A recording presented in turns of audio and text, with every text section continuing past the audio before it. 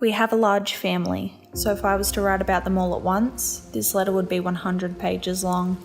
This might be a lot to take in, but just know that we have thought of you, and despite the decade-long distance, we are still your family. We might not be perfect, but we hold the ideal of family very close in our hearts. Every decision we make is weighed upon the impact it could have on the people around us as well as ourselves.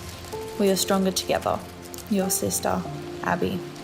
In the 12 years from the last time that I saw Zach to now, I did think about Zach a lot. I spoke about him with our grandmother a lot because she's the only person that I knew him about as well as I did. The rest of our family didn't see him pretty much at all. We thought about getting in contact with him earlier, but the only thing was that as the older sibling and as having certain family members in and out of my life as a child, it's a lot to take in. And so I thought when and if he wants to meet myself or any other members of our family, it would be on his terms and it would be his choice, and I would wait till he reached out. As difficult as that was, I knew it was the right decision, and I don't want to impose on someone's life.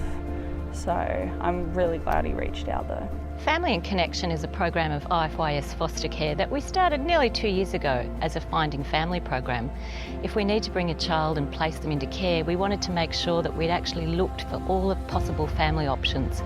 But what we discovered over that period of time, that it was more than just a placement with family, it was about connection. Connection to family, to community, to culture. We've had young women who thought they might have been Aboriginal, and we found all of their extended family, and they spent a beautiful afternoon with their cousins and their aunties and their uncles. That makes a difference for them for the rest of their lives, knowing that they're connected and where they've come from. I've been doing this particular work for only a year.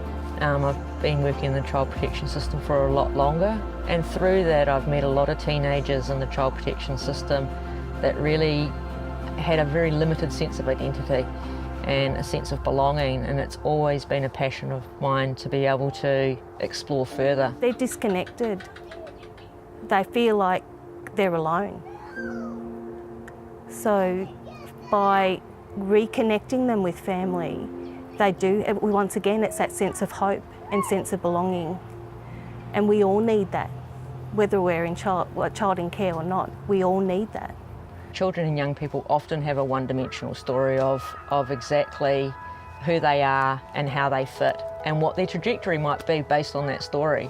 People that grow up in families where the rich history is shared, and you know your aunts and your uncles and your cousins and where your grandfather and great-grandfather and grandmother came from, that creates a bit of a picture of your identity and who you are and how you find your place in this world. I've heard family members just say thank you for having the time to tell the story. And with that story becomes that information about that extended family and how important it is for them to reconnect with the children that are in care. So it's just as important for the extended family members as well as the children in care themselves. 9 times out of 10, they have always wondered about this niece, nephew, grandchild, but have never known how to go about reconnecting with that person for whatever reason.